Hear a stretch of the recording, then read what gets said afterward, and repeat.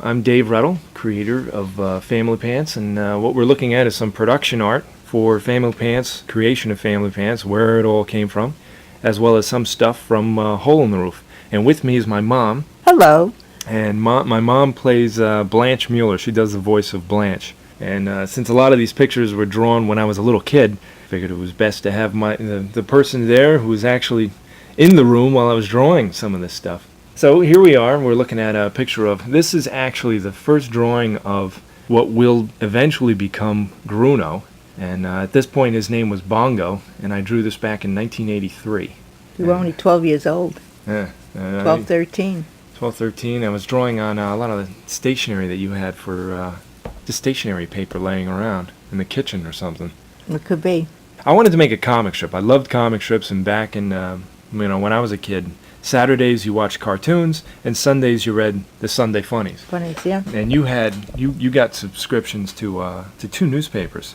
The New York News, Daily News, Sunday News, and Herald News. The Herald News, yeah. And we had the best Sunday Funnies out of those two things. I still read them. But so I wanted to make a comic strip, and I didn't want to make a comic strip about a family. That was the irony of the whole thing, because like we were talking about, For Better For Worse. For Better For Worse is fantastic. It's great, but it was serious. Or reality. Yeah, it was all reality. It was very serious stuff. Some very serious things happened. I remember Lawrence was Michael's friend, turned out to be gay, and right. And Gordon, Michael's friend, was abused. Right. Yeah. And that's fantastic things. But for me, I saw comic strips as slapstick. Slapstick. It's got to be funny. It's got to be just plain old silly. Guy gets hit in the head. It was Bugs. I wanted to see Bugs Bunny on the Sunday pages.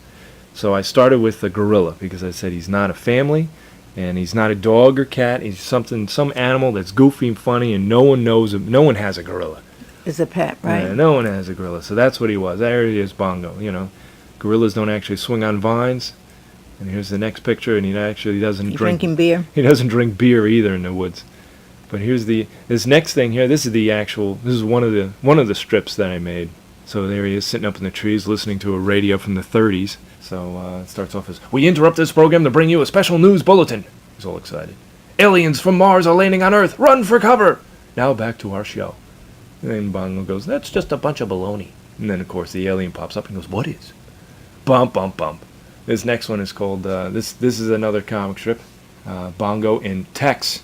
And he just gets up on a horse, and he's riding, looking all fancy, and it turns out it was just a horse ride for 10 cents. You can actually see the date in the top corner there. Right. 3/4/83. I was excited by this particular piece, and I remember this because I was watching so much Bugs Bunny that day, and I tried to draw that cool, sly Bugs Bunny look in his eyes, and that's what I believed to capture in that Bongo face, is the Bugs Bunny eyes. And it's pretty pitiful. It's terrible.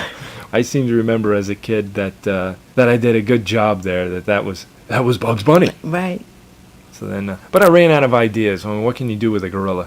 So then eventually, this is now 1987, I gave Bongo another character that he could play with, called Kiwi. And a kiwi bird is just this flightless bird it just looks pitiful. It can't fly, and its feathers look like fur. Poor little bird. Yeah, poor little thing. So this actually is a takeoff of my brother and I beating up on each other. My brother's much older than me, and he just beats up on me, because that's what older brothers do. So that's what this is. So here's Bongo sitting with Kiwi up on a cliff, and he goes, "Hey, Kiwi, aren't you a rat-tight or flightless bird?" Kiwi goes, "Yes." "That means you couldn't fly no matter how hard you tried, right?" "Yep." And he looks at him, and he knocks him off the cliff. So that's all it was just slapstick stuff like this. Funny, between brothers. Yeah, it was like brotherly love. That was the whole thing of it. Now, 1991, I learned how to draw a little bit better, and there's Kiwi, and there's what's in the background is Bongo again. But I changed their names, because now, at this point, I was in college, playing it. There's a drinking game, and it's called the name game. So I name a famous name, like Cary Grant, and CG. So now, Mom, you would have to name a famous name begins with the letter G. So you said George Clooney. George Clooney. So then it comes back to me, C. So then I have to say famous name begins with the letter C. And then if you have a double letter, like in this Mickey Mouse. Mickey Mouse, it reverses the order. And I remember I said the name Travis Tritt, and two T's, and it bounced back the other direction. And a friend of mine who was completely unexpecting, who would know, especially from New Jersey, who would know who Travis Tritt is. And he panicked, didn't know what to say, and he goes, Travis Gruno! And we all busted up laughing. It was funny. So then I sat back and said, those are some pretty good names, Travis and Gruno. And so that's where Kiwi became Travis and Gruno, or Bongo became Gruno. So here's this particular gag is, aha, Gruno's back his turn. Now I'll hurl this brick at his head. Revenge is mine. He tosses the brick and crack off camera and whacks him in the head. Now he's lying unconscious. Somehow I get the feeling he was onto me. And there's Gruno with a bat. Womp womp. But then so that was the end of that. It was again the same thing. Where would a gorilla become friends with a kiwi bird? And there's no environment. This is typical of it. There was no environment. They just lived in a big white space. So it was just some slapstick gag, but I had no idea where to go with it. So years later, now 1993, I kicked out Travis and just kept Gruno. And here he is. It's a one-panel gag, but in a strip format. And here he is wreaking havoc in a revolving door.